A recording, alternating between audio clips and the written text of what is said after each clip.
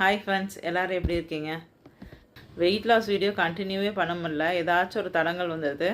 அதனால் 35 days weight loss challenge இன்னிலேருந்து பண்ணுறோம். அதை நான் ப்ரீஃபாக சொல்லிடுறேன்.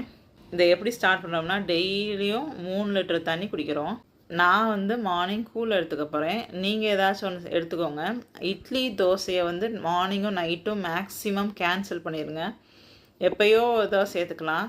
ஏன்னா அதுலேயும் மேக்ஸிமம் ரைஸ் தான் இருக்குது. மதியமும் ரைஸ் சாப்பிட்றோம். ஃபுல்லாக டெய்லியுமே நிறைய ரைஸ் சாப்பிட்ற மாதிரி இருக்கும். அதனால தான் அதை அவாய்ட் பண்ணிக்க சொல்கிறேன்.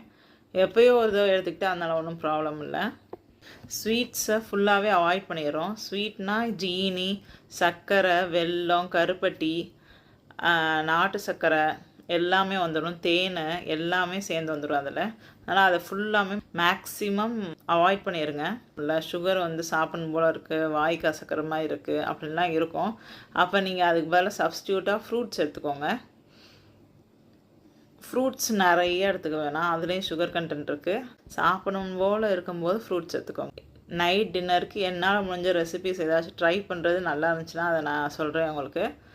நீங்களும் அதை ட்ரை பண்ணி பாருங்கள். இல்லாட்டினா நீங்கள் உங்களுக்கு பிடிச்ச மாதிரி ஏதாச்சும் ஒன்று இருந்துச்சுனாலும் நீங்கள் சாப்பிட்லாம், கண்டினியூ பண்ணலாம். இட்லி தோசை, அதுவும் வெள்ளை அரிசியில் செஞ்ச இட்லி தோசையை மட்டும் கேன்சல் பண்ணிடுங்க. அதுக்கு பதிலாக வேறு ஏதாச்சும் வெரைட்டியாக பண்ணுறீங்கன்னா பண்ணுங்கள். ஸ்நாக்ஸ் ஏதாச்சும் சாப்பிடும் போல் இருந்துச்சுன்னா அதுக்கு பதிலாக ஃப்ரூட்ஸ் எடுத்துக்கோங்க. இல்லைனா கடலைப்பருப்பு சாப்பிடுங்க. நிலக்கடலைன்னு சொல்லுவாங்கள்ல, அது சாப்பிட்லாம். இல்லை பொரிகடலை சாப்பிட்லாம். இந்த மாதிரி ஏதாச்சும் ஒன்று எடுத்துக்கோங்க.